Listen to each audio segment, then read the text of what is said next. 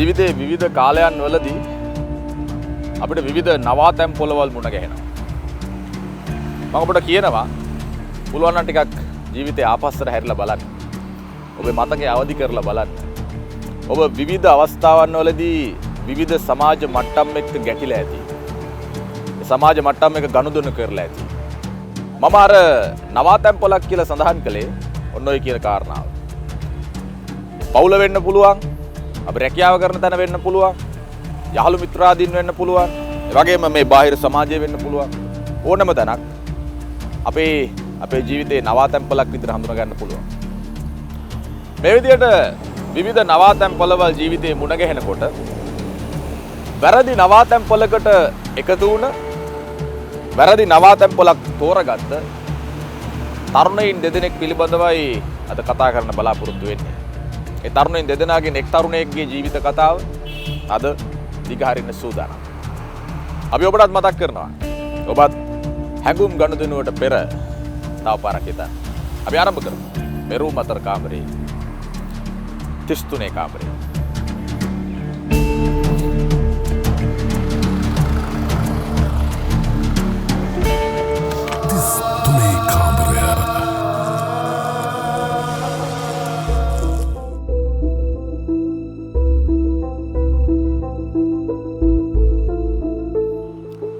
රටක් සමාජයක් දියුණු වෙනකොට බොහෝ විට නාගරීකරණය කියන එක සාමාන්‍ය දෙයක් බවට පත් වෙනවා. මේ විදිහට නාගරීකරණයට ලක් වෙන සමාජයක් තුළ බහුතරයක් දෙනා රැකියාවල් සොයාගෙන ගමෙන් නගරයට එනවා. ඒ වගේම ජීවිතයේ දිනන්න ඕනේ කරන පසුබිම හදාගන්න විවිධ අවශ්‍යතාවයන් වෙනුවෙන් ගමෙන් නගරයට බොහෝ දෙනා එනවා. මේ ඉන්න තරුණයා ධනුෂ්කත් ජීවිතේ දිනන්න අවශ්‍ය කරන වටපිටාවක් හදාගන්න ගමෙන් නගරයට එනවා. මේ එන හැම දිනාටම පොදු වෙච්ච අවශ්‍යතාවයක් තියෙනවා. ඒ තමයි නවාතැනක්. තමන්ගේ වැඩ කටයුතු කරගෙන කාලය ගත කරන්න හිසට සෙවණක් අවශ්‍ය වෙනවා. බහුතරයක් දෙනා බෝඩින් ප්ලේස් එකක එහෙම නැත්නම් తాවකාලික නවාතැන් පොලක නතර වෙන්න තමයි උත්සාහ කරන්නේ. ධනුෂ්ක සහ ධනුෂ්කගේ යාළුවත් ඒ විදිහටම තමයි. මේ නවාතැන් පොලේ විවිධ අත්දැකීම් වුන් ලබනවා. සුන්දර අත්දැකීම්, ත්‍රාසජනක අත්දැකීම් ඕන දෙයක්. හැබැයි ධනුෂ්ක නතර වෙච්ච මේ නවාතැන් පොලේ එක්තරා විශේෂ චරිතයක් ධනුෂ්කගේ ජීවිතයට බලපෑමක් කරා. ඒ තමයි මේ බෝඩින් ප්ලේස් එකේ එහෙම නැත්නම් මේ తాවකාලික නවාතැන් පොලේ හිමිකරුගේ බිරිඳ. ඇය ඔහුගේ ජීවිතය වෙනස් වෙන්න ඕන කරන වටපිටාවක් හැදුවා. එතෙන් එන්න කලින් මම කැමති දැනගන්න ධනුෂ්කගේ ජීවිතේ තොරතුරු ටිකක්. ඇත්තටම අයියේ මගේ නම ධනුෂ්ක. මම සාමාන්‍ය පවුලක හැදුණු කුඩා දරුවෙක්. මගේ ළඟ ලොකු හීන තිබුණේ නැහැ. මම හරි සරලව තමයි ගමේ ජීවත් වුනේ.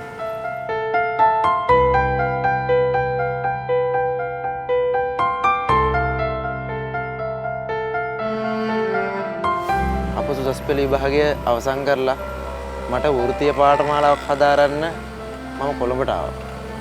ඒ ඉන්නේ මගේ ගමේ ඉන්න හොඳම යාළුවෙක් තරිඳු කියලා. තරිඳු.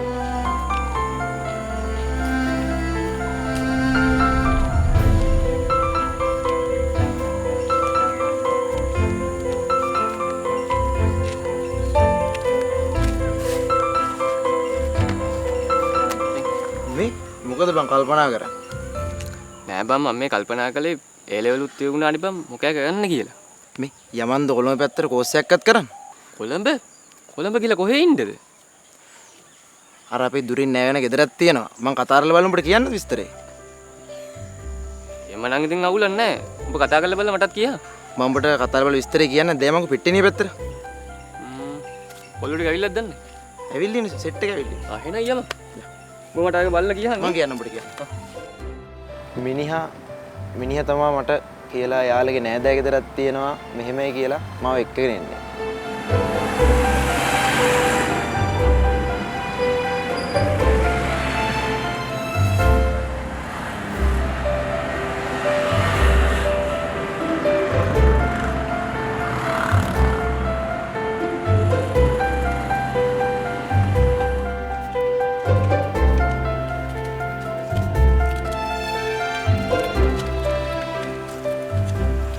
මචං මට මතක විදියට මේක තමයි ඇඩ්‍රස් එක. ඉතින් මම්මලා නෑදෑයෝ කිව්ව නේද?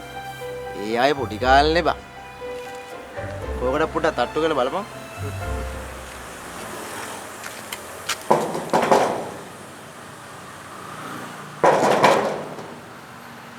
නෑනේ බං. අරගෙන ඇතුළට යන්න බලන්න. යනවා.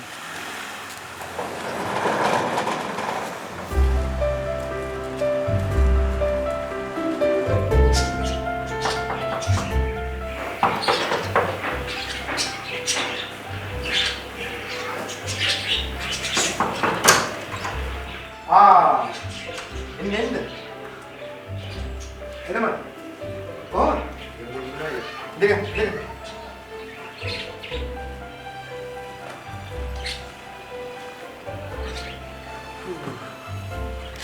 Itu? Malah marah dulu gue hari. Ini ada යාළුවද? ඌයි මේ තමයි මාත් එක්ක කෝස් එක කරන්නේ යාළුවා ධනුෂ්ක. මෙහිමයි මල්ලි. මේ පල්ලෙහා රට්ටුවේ ඉන්නේ මමයි මගේ නෝනයි. උඩ තට්ටුවේ තමයි කාමරේ තියෙන්නේ. ඔයගලන් බය වෙන්න එපා. ඔයගලන්ගේ ගේ කියලා හිතන්නකෝ මෙතන. හරිද? ලක්මාද මේ අර මං කිව්ව මගේ නෑදෑයෝ මල්ලි. උදේම නේ දෙන්නත් ඇත්තේ. මහන්සිත් ඇතිනේ එහෙනම් රූම් එක පෙන්නුව නම් හරි නේද? එහෙනම් අපි යන්න මල්ලි රූම් එක බලන්න.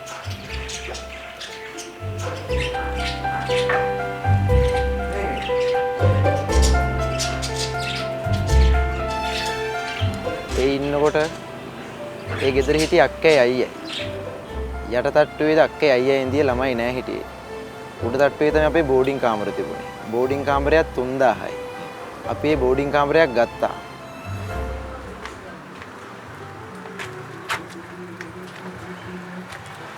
මල්ලි මෙන්න මේක තමයි මං කිව්ව කාමරේ. හරිද? මතනේ එහා පැත්තේ කාමරේ නළුවෙක් ඉන්නේ. පොඩ්ඩක් මිනිහ ආවම පොඩ්ඩක් බලන්න අඳුරනවද කියලා. හරිද? එහෙනම් මල්ලිලා වොෂ් එකක් දාගෙන පොඩ්ඩක් රෙස් කරන්න. මං ගිහිල්ලා එන්න. මේ ඔයගොල්ලන් කෑම ගන්නවද? මේ දවස්වල කොහොමත් කඩින් කෑම ගන්න බැකින්ද අපි ඕලෙන් ගන්නවා. හරි. අක්කා කෑම හදනවා. එයා සාමාන්‍යයෙන් සාධාරණ ගානකට දෙන්නේ. මං එයාට කියන්නම් එහෙනම් ලෑස්ති කරලා දෙන්න කියලා. හරි දැන්. ඔයගොල්ලෝ මාසෙ අන්තිමට සල්ලි දෙන්න. හරි. එහෙනම් වොෂ් එකක්ම දාගන්න. හරි. thank you. හරි.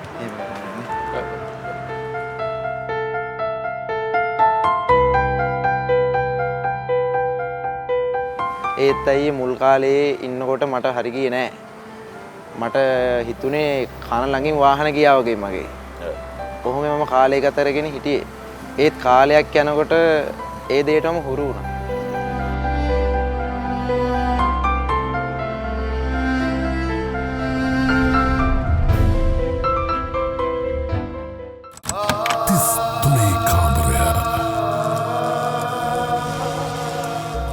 අපේ ජීවිතයේ විවිධ කාලවලදී විවිධ අවස්ථාවලදී මුණ ගැහෙන සමහර පිරිස් අපිට නොදැනුවත්වම අපේ හිතවල ලැබුම් ගන්නවා.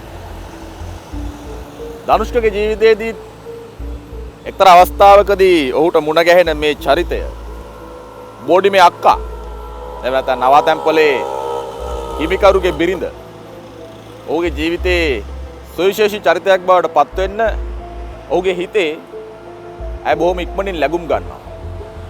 හැබැයි මේකම යම්කිසි විදිහක පාරාවලලක් බවට පත් වෙනවා. ඒ නිසායි අද ධනුෂ්ක මේ විදිහට මගේ ඉදිරියේ කතා කරන්නේ. මොකද උනේ? අයියේ අපි කෑම එහෙම ගත්තේ ওই අක්කගෙන්. ඒ ගෙදර අයියේ අක්කා විතර හිටියේ ළමයි නම් පේන්නේ හිටියේ නෑ මට. කොහොම ඉන්නකොට අපිට විතරක් නෙමෙයි අපේ බෝඩිමේ තවත් අයටත් එහා කාමරේ නළුවට එයාට එහෙමත් ඒ අක්කා තමයි කෑම දුන්නේ. කොහොම ඉන්නකොට අයියේ බෝඩින් ජීවිතේට ඉබේම අපි හුරු වුණා. මමත් මගේ යාළුවත් අපි දෙන්නෝ ඉබේම හුරු වුණා. අයියේ කාලේ බීලා අපි අන්තිමට මාසෙට ඒ අක්කට සල්ලි දුන්නා. කොහොම ඉන්නකොට කාලයත් එක්ක ජීවිත ගොඩක් වෙනස් වුණා. ඒත් මගේ ගෙදරින් මට කෑ ගහනවා. ගෙදරින් නැද්ද කියලා.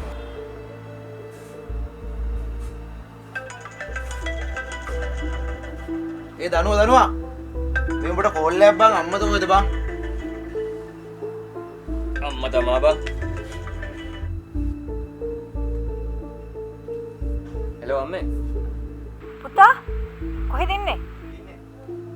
මම බෝඩිමේ අම්මේ ඉන්නේ. ඔයාට අම්මෙක් තාත්තෙක් ඉන්නවා? ගෙයක් දොරක් තියෙනවා කියලා මතකයක් නැද්ද? මතකයි අම්මේ නිමාඩු නැතුව ඉන්නේ. නිමාඩු හම්බෙච්ච හැටි මම එනවා. හරි. ගෙදරත් දෙන්න ඕනි හරිද? අනිවාර්යෙන්ම එනවා අම්මේ. මට නිමාඩුවක් හම්බෙච්ච හැටි මම එනවා. බුදු සරණයි. හරි අම්මේ මන් තියන්නම් බුස්සගනයි.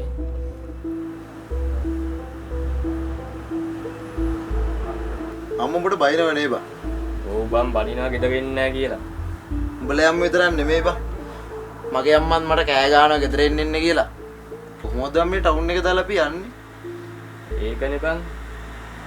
බලමු. මොන හරි දෙයක් බලමු.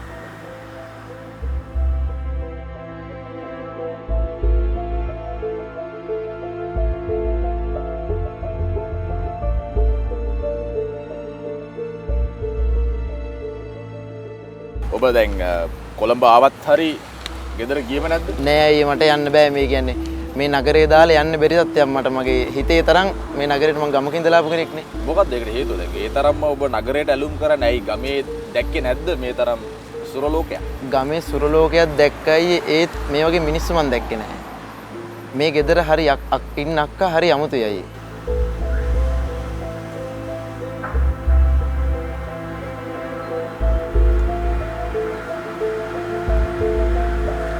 මේ කොහොමද? අද මේ බෝඩිමේ අයියා මොකද්ද බං කරන හස්සාව? මිනිහ වරායේ වැඩ දුවයිද බා? ඔබ දැක්කද? මම දැක්ක මේ දැනුත් යනවා වැඩට යන්න නැතිනේ. ඔබ මිනිහා දවසක් විතර තසන් නයිට් දුවයිද බා?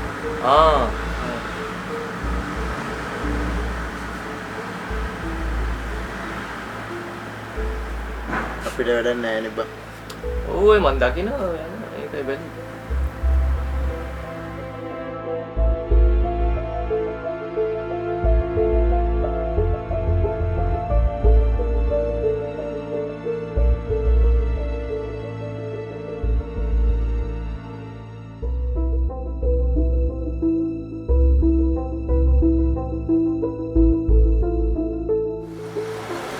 අමුතුයි කියලා මොකක්ද ඔබ අදහස් කරන්නේ?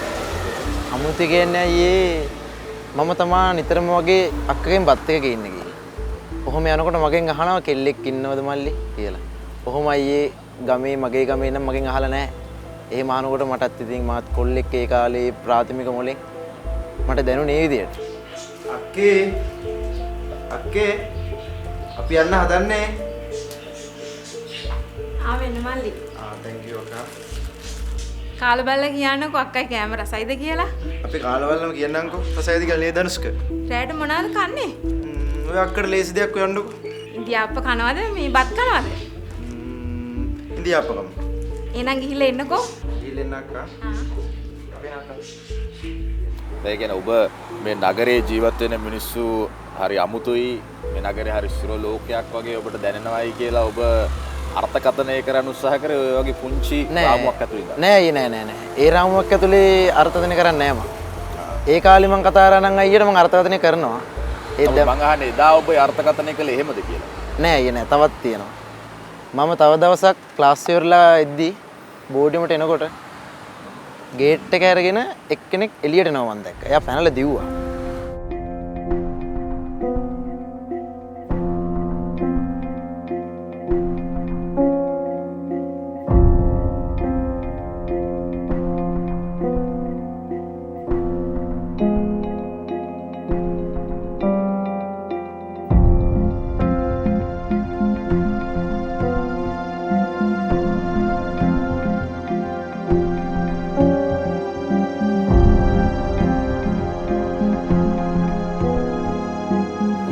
තව දවසක් ඔය වගේම මම කුස්සියට ගියා වතුරයක් අරගෙන. ඒ යනකොටත් දෙන්නෙක් කාමරය ඇතුලේ අයියා කෙනෙක් එක්ක නිකන් hina වී වගේ කට කුචු කුචු ගාලා සද්ද යවනවා. hina. ඔය ළඟට ළඩේ උඩ. එපා ඉතින් එන්නකෝ ඉතින් ඔහොම. ඉන්නේ කොහොමද? ඉතින් හා එන්නම් ඉතින් ඔහොම ඉන්න. ඉතින් හා ඉතින් ඔහොම ඉන්නකෝ ඉතින්. හරි මං ඉතින් ඔතනින් ඉන්නකෝ. හරි. හරි ඉතින් අල්ලන්නේ නැතුව ඉන්න. ඔහොම ඉන්න ටිකක් ඈති. අනික ඒ අයියා අපේ නෑද අයියා එයා වරායේ වැඩ කරන්නේ. දවසක් කරසක් නයිට් වැඩ.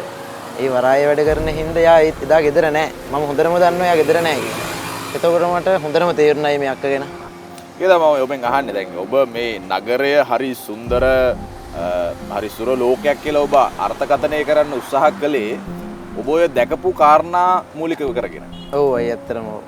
නමුත් ඊට වඩා දෙයක් මේ නගරය තුල වේවා මේ ලෝකයේ සුන්දරත්වයෙන් අනුුණයි කියලා කියන්න දේවල් තියෙනවා කියලා ඔබට දැන් තේරෙනවා. ඔව් අය අනිවාර්යෙන් දැන් තේරෙනවා මම අද පසුත වෙනවා ගොඩක් මේ සිද්ධි ගැන කල්පනා කරලා.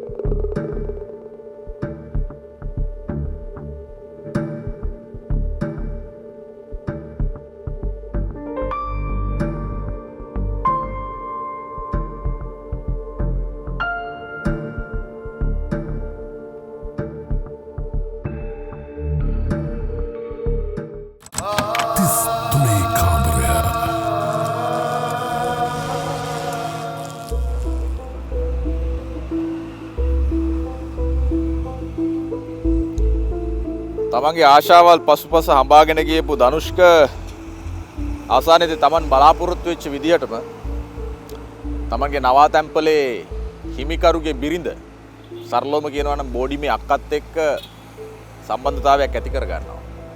මේ සම්බන්ධතාවය ඇති කර ගැනීමත් එක්ක ධනුෂ්කගේ පුංචි වයසට වුණත් නව යෞවන අවදියේ වුණත් ඔහු තමන්ගේ කායික අවශ්‍යතාත් අයලවා සපුර ගන්න කටයුතු කරනවා. ඔහු ඒකෙදි සාර්ථක වෙනවා. ඒකට ඇයගෙන් ලැබුණු ප්‍රතිචාරත් යහපත් වුණා. මේ විදිහට කාලයක් ගත වෙලා යනකොට මේ සම්බන්ධතාවයේ දවසින් දවස ලියලන තත්වයටපත් වුණා. ඒ කියන්නේ මේ සම්බන්ධතාවය තීව්‍ර වුණා. ඔහුට කායික මානසික අවශ්‍යතා බොහෝමයක් ඇගෙන් සපුර ගන්නට හැකියාවක් ලැබුණා. මම කැමති ධනුෂ්ක දැනගන්න එතනින් එහාට ඔබේ කතාව. ඕයි මම මොන දේ දැනගෙන ඉඳියත් තරඳුර කවදාවත් කියන්නේ ගියේ නෑ. මොකද එයාලා නෑදෑයෝ. පෞල් ප්‍රශ්න තියෙනවනේ. මං හින්දා කටවහගෙන හිටියා. මේ මම ඔබට කියන්නමයි බං හිටියේ. මොකද්ද බං? ආගා අක්කාගේ අමුතුයිනේ බං. මේ මොනෝ දැක්කන් නොදැක්කා වගේ හිටපන්. නැත්තම් අපි දෙන්නට ඉන්න තැනකුත් නැති වෙයි මචං. මම එහෙම සීන් එකකට නෙමෙයි කියන්නේ බං. ආහා එනම් කවන්නේ. හරි බං. යමන් දවසක් අයියේ හොඳම වැඩේ කියන්න මම දකින්න ඔය අක්ක සායක් ඇඳගෙන ඉන්නවා. පොට සායක් ඇඳලා කකුල් දෙකේම ඔක්කොම එළියේ. මට ඒක දැක්කන් ඉන්න බැරි වුණා. මොකද මම පොඩි කොල්ලෙක්. ওই දෙයටමයි මම ආස කරේ. ඒක නේ මට හිමු උනේ.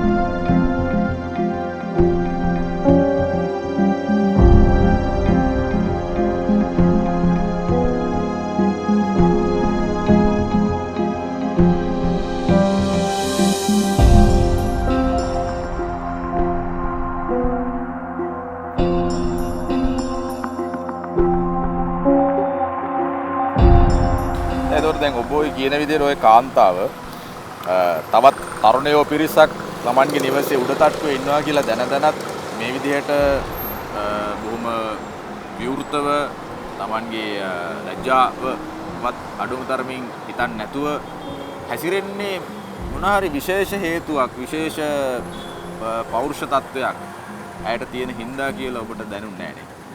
මටයි ඒවකට නම් කිසිම දෙයක් දැනුන්නේ නැහැ. මොකද මගේ හිතේ රාගයක් කාමයක් තියෙද්දි මම ඇලුම් කරන්නේත් ඒ දෙයට විතරයි. මම ඒ හින්දා කවදාවත් එච්චර මනසක් තිබුණා මට අද මේ කල යන්නේ නැහැ නේ අයියේ.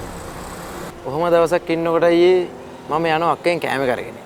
ඒ යන්නේ වෙන දෙයනවා වගේ නෙමෙයි. අයියා නැතිලා බලලා ඒ බිකම් පාරක් දාලා හොරාට ගියේ. ගෙලින්නට අයියේ අක්ක කෑම වෙලා නෑ පොඩ්ඩක් පරක් වෙනවා. අක්කේ අක්කේ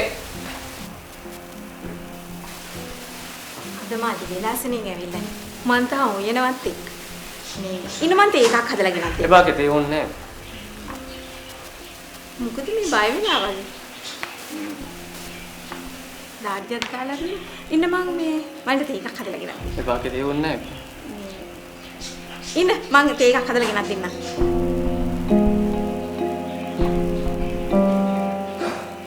මම ඇහුවා මල්ලි තේ එකක් බොමුද කියලා. ඒ අහන්නෙත් වෙන දහන වගේ නෙමෙයි. ඇඟපත අල්ලලා මං අයියා රාගික කාමික මට මහා රාසාවක් ඇති වුණා. ඒ මොන දේ දැනුණත් අයියේ මං ඒව යටපත් කරගෙන හිටියේ. එන අමාරුවෙන් හරි යටපත් කරගෙන හිටියා. අමාරුවෙන් හරි අයියා යටපත් කරගෙන හිටියේ. ඒ හිටියෙත් ඇයි දන්නවද අයියා? මගේ අර යාළුවා තරිඳු එයා නිසා. එයාට මුහුණ දෙන්න බෑනේ අයියේ මට කොච්චර උනා. ඒ හින්දා මං හිත යටපත් කරගෙන ඉඳියා. ඔය දේවල් හින්දාමයි මම ස්වාමීන් දෙන්නට යමු වුණා. පුරුදු නැබ්බැහි වුණා. මට ඔය දේවල් නවත්තන්න බැරුණා අයියේ. ඔහොම ඉන්නකොට මගේ මනස ක්‍රමයෙන් ව්‍යාකූලලා පහත් වුණා. මට ඒක දැන් හොඳට දැනෙනවා. මොකද්ද මේ ව්‍යාකූල වෙලා පහත් වුණා කියලා ඔබ අදහස් කරන්නේ? ඒ කියන්නේ අයියේ පාරේ කෙල්ලෙක් ගියත් ගෑනු කෙනෙක් ගියත් මං අනිවාර්යයෙන් ඇඟ දිහා බලනවා. බලලා හිතින් හිතනවා මේ මෙයා මගේ ළඟ ඉන්නවා කියලා. ඒ සතුට ආස්වාදේ මම මගේ හදවතටම ගන්නවා. ඒ තැනටම යමු වුණා. ඒ කියන්නේ ඔබ රාගාධික සිතින් තමයි පාර යන කාන්තාවක් දෙවුනත් බලන්න උත්සාහ කරේ. ඉස්සර එහෙම නෑ. ඒ ගමේ ඉද්දි එහෙම නෑ. නෑ මං අහන්නේ ඔබ ඔය අත්දැකීමෙන් පස්සේ. ඔව් අය අත්දැකීමෙන් පස්සේ මම ඒ තරම් මගේ මනස පහත් වුණා. ඒ හින්දායි මට අද මේ තත්ත්වය උදා වුණා.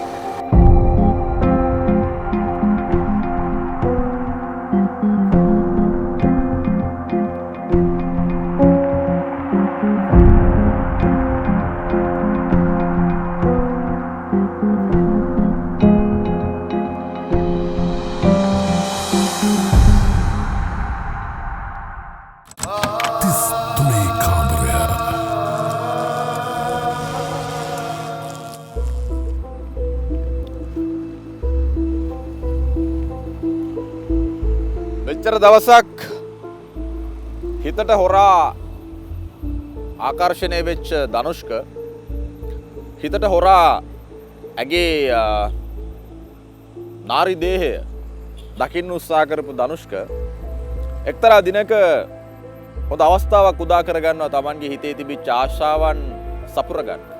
ඒක අහම්බෙන් ලැබිච්ච අවස්ථාවක්. හැබැයි මේ විදිහට ලබා ගන්න අවස්ථාවම තමයි අනාගතයේදී ඔහු අතරමං කරන හේතුව බවට පත්වන්නේ. මොකද උනේ ධනුෂ්කේදා? ඔයයි කාලෙත් එක්ක හැමදේම වෙනස් වෙන්න පටන් ගත්තා. දවසක් අයියේ මං අක්කින්න දුවන්න ගේ ඇතුළට ගියා. මම යනකොට අක්ක ගොඩාක් කඩනවා. ඊට පස්සේ මං අහුවා ඇයි අක්ක අඬන්නේ කියලා.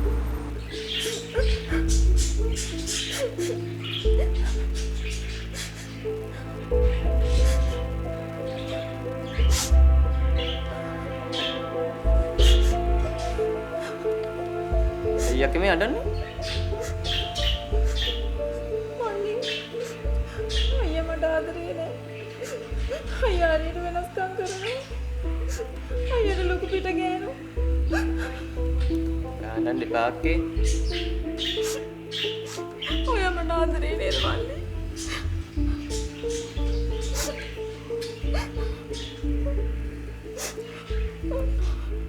මට තේරෙනවා ඔයා මට ආදරේ කරනවා කියලා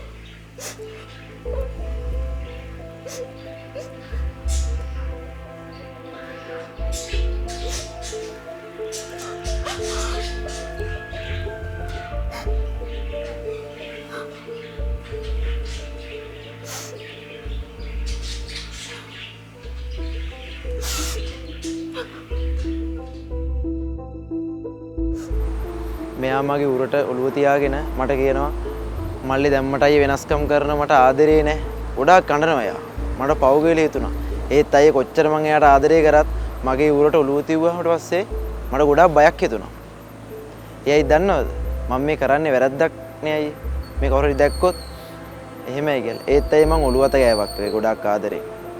ඔහොම ඉන්නකොට අයියේ අක්කා මොකෙන් ඇහුවා මල්ලි මට ආදරේද කියලා.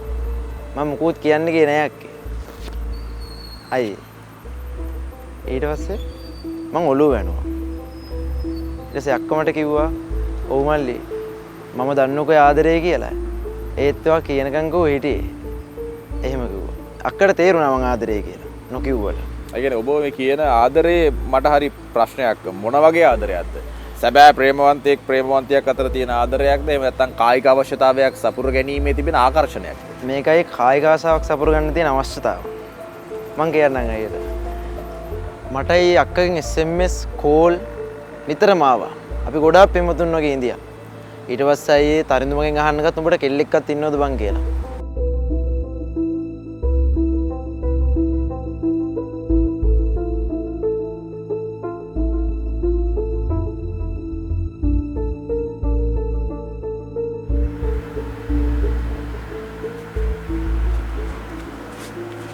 මචං මේ මං උඹට කියන්නම හිටියේ. උඹ නිතරම ෆෝන් එකේ ඉන්නේ බං. උඹට කෑල්ලක සෙට් උනාද? මොන කෑලිද බං? උඹට කොලේ වහනව නේ බං. කැල්ලන්න සෙට් එකගෙන එන්නේ. සෙට් උන ගමන් ඉතින් උඹට කියනවනේ. ගොවාග බම් මේ මම යනවා නිදා ගන්න බං. මම ඒත් අයියේ තනතුරු මුකුත් කියන්නේ කී නෑ. මට කියන්න බෑනේ අයියේ.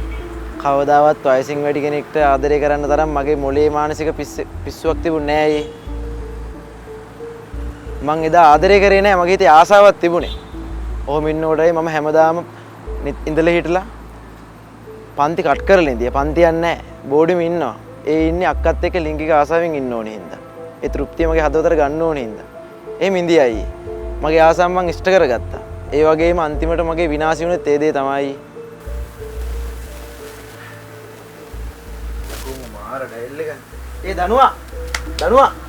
උඹනේ ඉද බං ඒ. අද යන්නේ නැද්ද? අනේ මට අද බෑ බං. අයියේ. මගේ මේ ඔළුව පොඩ්ඩක් හිතෙනවා. මම ඵලයන්කෝ.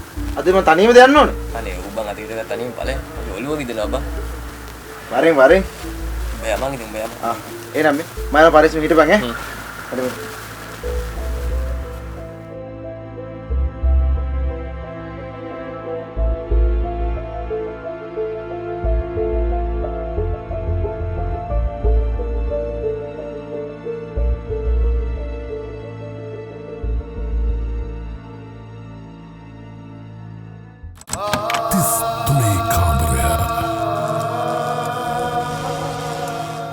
මේ සිද්ධිය මුල් කාල සීමාවේදී ධනුෂ්කට අනුව හැමදේම සුපරීක්ෂාකාරී විදිහට යහපත් විදිහට සිද්ධ වෙන කියන හැඟීම තමයි ධනුෂ්කට මුලින් තිබුණේ.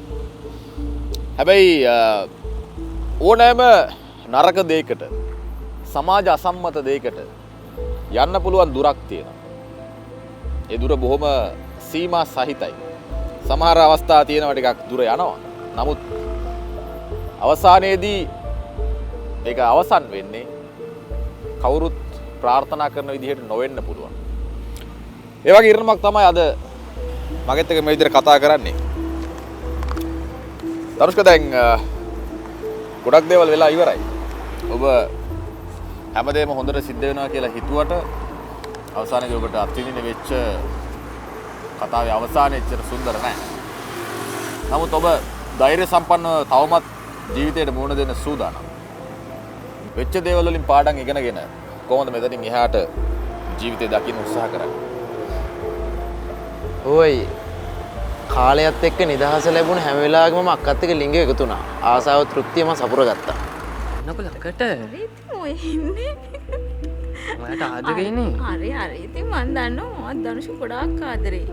මට ඔයාව ඕනේ. මටත් එහෙම තමයි. මට ඔයාව ඕනේ. හරි ඉතින් ඔය චුට්ටක් ඉන්නකෝ. එන්න තව ටිකක් ළඟට එන්න. හරි ඉතින්. පැටි ඔයාට මම අන්තක වෙන්නේ නෑ නේද? මට ආදරේ ඉන්නේ. මත් ආදරේ තමයි. ඔයාව කවදාවත් අමතක කරන්නේ නෑ. ඒ ඇත්තමද? මේ හැමදේම කළේ අයියේ මගේ යාළුවෝ තරඳුරත් හොරා. ඒත් ඒ බොරුවට වැඩි අය උස නෑනේ අයියේ. කොහොම ඉන්නකොට අයියේ මට අම්මලා බලන්න ගෙදර යන්න ඕනේ වුණා. මම යන්න හදනකොට අක්ක යන්න එපා මල්ලි කියලා මට සැර කරා. කේන්තියෙන් කිව්වා. ඒත් අයි මට දැනුණා අක්ක මට කතා කරන්නේ ගොඩක් ආදරෙන් හින්ද කියලා. ඔයාට ගමේ යන්නම ඕනිද? ඔව් මං ගොඩ කාලෙකින් ගියේ නෑනේ. ගිහිල්ලා එන්න. බලන්නත් ඉතින් කවුරු හරි ඇතිනේ. කවුරුත් නෑ බලන්න. මං අම්මා කරන්න යන්නේ. හරි ඉතින් ගිහිල්ලා එන්න. මං ඉක්මනට එනවා ඔයාව බලන්න. ඉතිකන් දෙපා ඉතින්. හරි ඉතින් ගිහිල්ලා එන්න. මං එනවනේ ඔයාව බලන්න ඉක්මනට. එහෙම යන්න එපා කියලා කේන්තින් කියන්නේ මොකක්ද හේතුව? කියන්නේ ඔබ මේ ගෙදර දාලාම යන්න හැදුවද බෝඩින් ප්ලේස් එක? අනේ නෑ මට දාලා යන්න බෑ කවදාවත් මම ගොඩක් ආසාවෙන් ඉන්නේ. ආදරයක් නෙමෙයි ආසාවක්. ඊට පස්සේ අයියේ මට කරගන්න දෙයක් නැහැ. මං ඒත් ගෙදර ගියා. ගිහිල්ලා එනකොට අක්ක ගෙදර මං බෝඩිමට එනකොට අක්ක ගෙදර නැහැ. මං කෝල් ගත්ත මැසේජස් දැම්මා. නම්බර් වලටත් නැහැ මුකුත් නැහැ. මං හිටියා.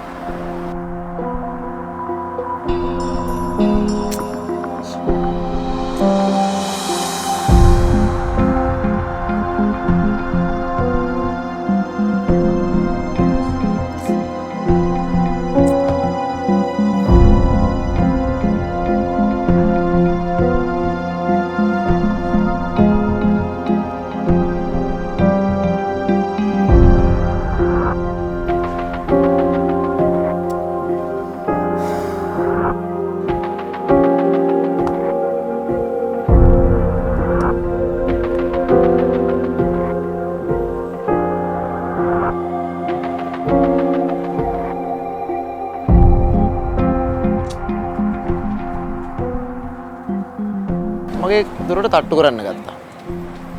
ඊට පස්සේ මම දොර ඇරලා බැලුවා. බලනකොට අක්කයි.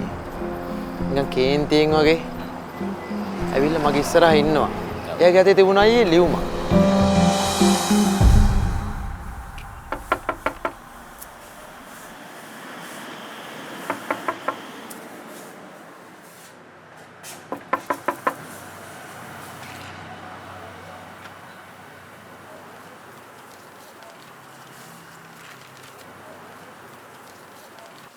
මෙහෙම කොහොමද වෙන්නේ?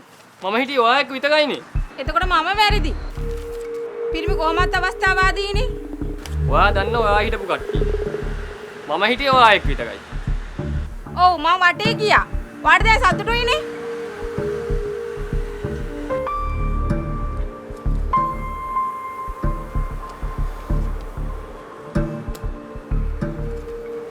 බලනකොට අයියගේ පොසිටිව් කියලා තිබුණේ.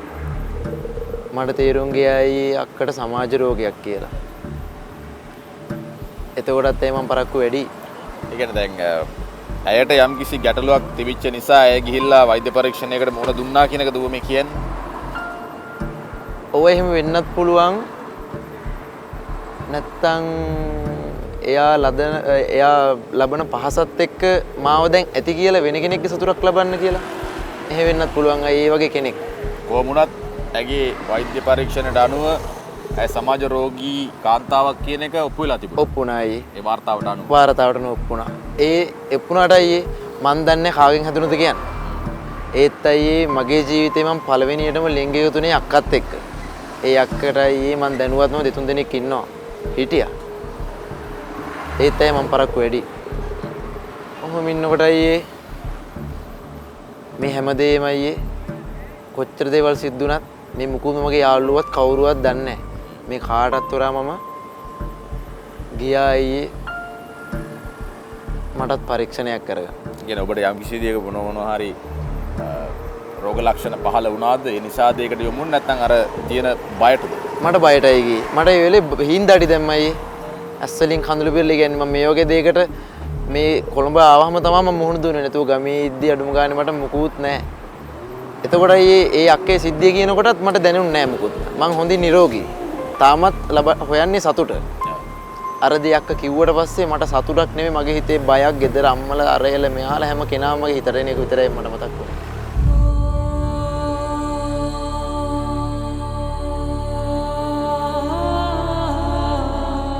මේ රෝගියා අපි ළඟට පැමිණියේ ඔහුට යම්කිසි ලිංගාශ්‍රිත රෝගයක් තියෙනවද කියන එක සැක හැරගන්න. මොකද ඔහු ඊටාම බිය වී සිටියා ඔහු පැවැත්වපු සම්බන්ධතාවයේ මත.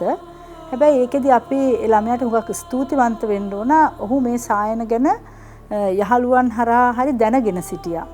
ඒතකොට අපි මේ ළමයාගේ විස්තරය අහලා අපි ඔහුට අවශ්‍ය කරන සේවාව සැපයුවා. ඒ කියන්නේ ඔහුව සියලුම ලිංගාශ්‍රිත රෝග සඳහා අපි පරීක්ෂා කරනු ලැබුවා. අවාසනාවකට වගේ මේ ළමයාට අපිට දැනගන්න ලැබුණා HIV කියන වෛරසය ආසාදනය වෙලා. ඉතින් HIV කියන රෝගය ඔයාලා ගොඩක් අය අහලා ඇති. HIV ගැන විවිධ වැරදි මතත් අපේ සමාජයේ තියෙනවා. හුඟක් අය HIV කියන එක හඳුනන්නේ AIDS කියලා. අපි ඉස්සෙල්ලාම බලමු මොකක්ද මේ වෙනස. HIV කියලා කියන්නේ Human Immune Deficiency Virus මානව ප්‍රතිශක්ති ඌනතා වෛරසයයි. ඒතර මේ වෛරසය ශරීරගත වුණාම යම් කාලයකින් ඔවුන්ට රෝග ලක්ෂණ මතුවෙනවා. ඒ කියන්නේ ඒක අවුරුදු 2ක් 3ක් 5ක් 10ක් වෙන්න පුළුවන්. ඒතර වෛරසය ආසාදනය වෙලා රෝග ලක්ෂණ මතුවෙලා ඔහු රෝගියෙක් වුණාම අපි කියන්නේ ඔහුට AIDS කියලා. ඒතකොට AIDS තත්ත්වයේ ඉන්නවා කියන්නේ හැම විටම රෝගියෙක්. HIV ආසාදිතයෙක් හැම විටම රෝගියෙක් නෙවෙයි. ඒතර ඔයාලා අපි අතර HIV ආසාදිතයෙ ඉන්න පුළුවන් සමහරවිට ඔවුන් දන්නේත් නැහැ. ඒතර අපි HIV ආසාදිතද කියලා දැනගන්නේ කොහොමද? එතකොට තමාට යම් කිසි සැක සහිත හරි නැත්නම් එහෙම අපි ඇත්තට මේ සැක සහිත කියන වචනේත් ඉතා සුදුසු වෙන්නේ නැහැ. යම් කිසි සබඳතාවයක් පැවැත්වුවා නම් තමාගේ විශ්වාසවන්ත පුද්ගලයෙක් සමග හැර ඒ හැම විටම ඇත්තටම මේ HIV සහ අනිකුත් රෝග සඳහා පරීක්ෂා කරන එක ඉතාම වැදගත්.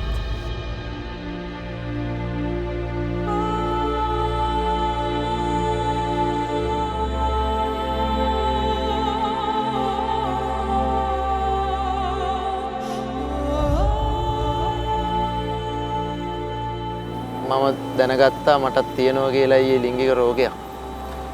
මට ඊට පස්සේ වෙන්න ඕන දේවල් වෙලා ඉවරයි. ඒත් මම පරක්කු නැහැ. මගේ හිතේ තිබුණ ආසාවල් හැමදේම මුකුත් නෑ අයියේ. දැන් කලකිරීමක් විතරයි. ලිංගික කලකිරීමක්.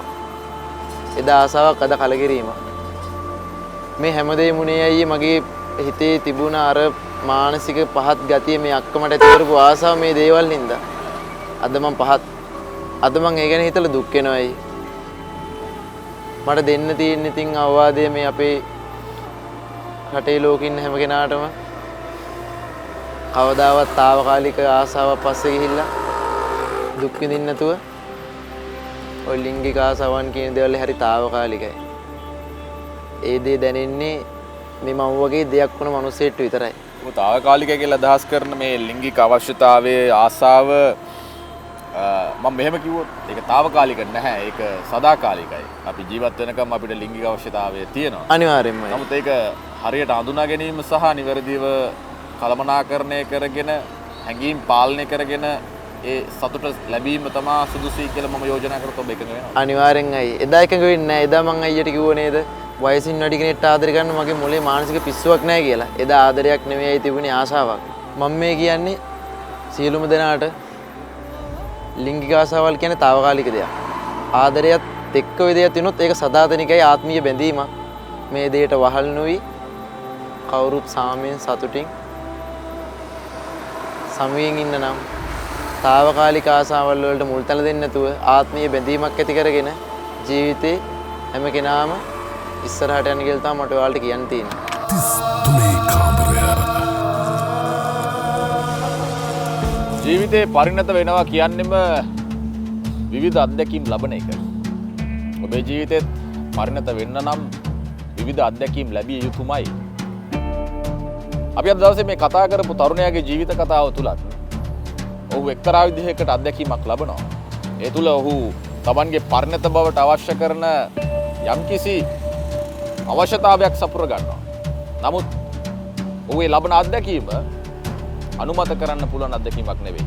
මොකද හේතුව එය යම් ආකාරයකට ඔහුට හානියක් සිදු කළ නිසා. එනිසා අපි අදිෂ්ඨාන කරගත යුත්තේ අපි පරිණත විය යුතුයි. නමුත් යහපත් අත්දැකීම් හැකිතාක් අපේ ජීවිතයට එකතු කර ගැනීම තුළ සහ නරක අත්දැකීම් සමාජය තුළින් හෝ කියවා මේ ආකාරයට ලබන අත්දැකීම ඒක පරිණතභාවයට හේතුවක් කරගන්න එක වටිනවා. එහෙම නැතුව ඔබ වැරදි මාර්ගයක් තෝරගෙන ලබන අත්දැකීම තුළ පරිණත වෙන්න උත්සාහ කරනවා නම් ඔබේ ජීවිතයට හානි වෙන්න පුළුවන් ඉඩ කඩ වැඩි. ඒ බව මතක් කරමින් අපි අද රාත්‍රියෙන් සමුගන්න සූදානම්. අපි ඔබටත් මතක් කරන්නේ ඔබත් හැඟුම් ගනුදෙනුවට පෙර තව පාරක් හිතන්න. අපිට අද රාත්‍රියෙන් සමුගන්න අවසරයි. ඔබට ප්‍රාර්ථනා කරනවා සුබ රාත්‍රියක්. මේ රූම් 4 කාමරේ 33 කාමරේ. ජය වේවා.